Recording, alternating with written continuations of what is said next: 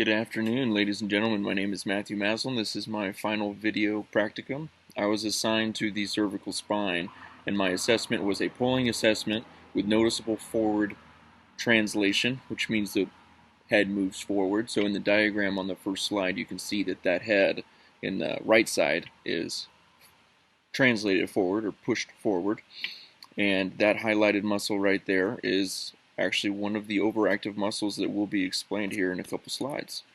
So the assessment I used was a standing row assessment, which you can see in the start picture, which is on the left. Everything is in line, and as that person will pull back, you can see in the right picture, the forward head picture, that that head is off axis and translated forward, which is a compensation due to muscle imbalances. Primarily, the one I chose was the overactive sternocleidomastoid in the bottom picture, which is the same highlighted muscle as the first slide showing the forward head, and an underactive cervical erector spinae in the top picture there runs vertically along the spine, which helps you to stay erect in static and dynamic posture. Alright, so picking up from the PowerPoint where I explained that the overactive muscle is the sternocleidomastoid, following the corrective exercise continuum, we start with inhibit through self-myofascial release. So we're going to find the sternocleidomastoid, tilt the head to the side, and it might roll on you when you change positions. And you're going to look up to the right or left, depending on what side you chose first.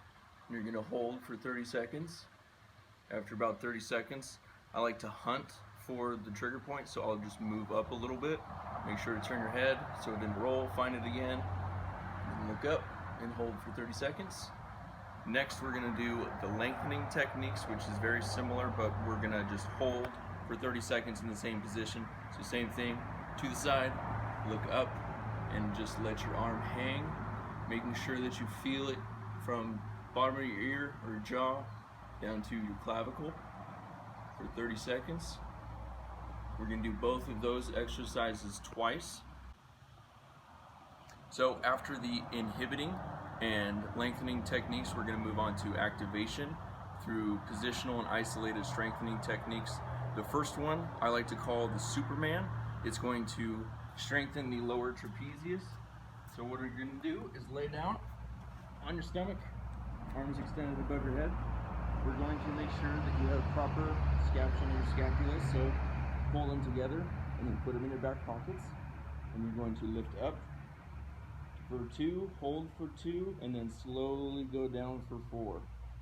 And up, hold for 2, slowly go down for 4.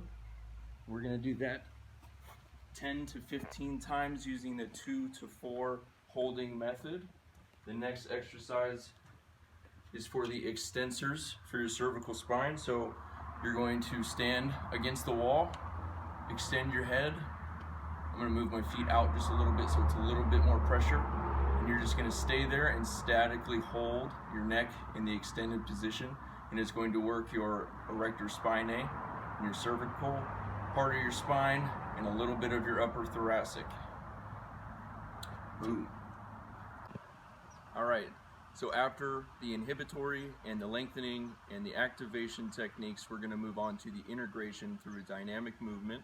I call it the IYT and the Cobra method. So you're going to use an exercise ball. However, I don't have one, so I'm going to use this little post. If you can come around here to the side, that might be a little bit easier. So the idea is to get down on your stomach. Obviously, it's not an exercise ball, so I can't keep everything straight, but you want everything to be in a straight line all the way down from the top of your head to right between your feet. You're going to start with your arms out first. I'm going to just use my thumbs as a weight, imaginary weight. So same thing, shoulder blades together, back in your back pockets, and you're going to lift up, hold for 2 seconds, and then lower down for 4. Same as the other exercises, 10 to 15 reps. Next, we're going to do the Y. So we're going to come out here, shoulder blades back, down in your back pockets, lift up, hold for 2, lower down for 4. Next to the T, shoulder blades together, back pockets, lift up, hold for 2,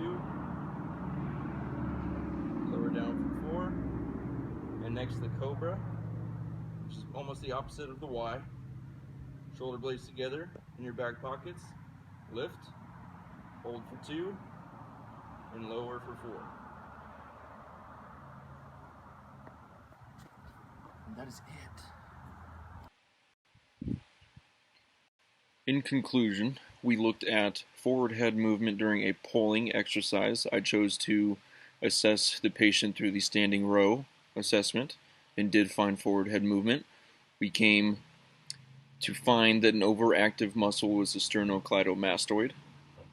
We started with inhibitory techniques by self-myofascial release. We held that for 30 seconds, and we did the hunting drill to find the trigger points and slowly moving up to get the entire muscle. Then on to lengthening techniques through static stretching, also held for 30 seconds, and we did both of those exercises twice. Then we moved on to underactive muscle, the cervical erector spinae. We started with activation techniques through positional isolated strengthening. We did the Superman hold and then the active neck extension against the wall. However, in a gym setting, it would not be against a wall. It would be against something that gives you resistance, and you actively extend your neck for 10 to 15 times with the 2 to 4 hold technique, which is the 2-second isometric hold followed by a 4-second eccentric contraction. Then moved on to integration technique through the ball combo. Unfortunately, I did not have an exercise ball, so I had to use the little brick wall that we had here. And we did the I, Y, T, and Cobra combo on the exercise ball, 10 to 15 reps with the same 2 to 4 hold technique. That concludes my project. Thank you for watching.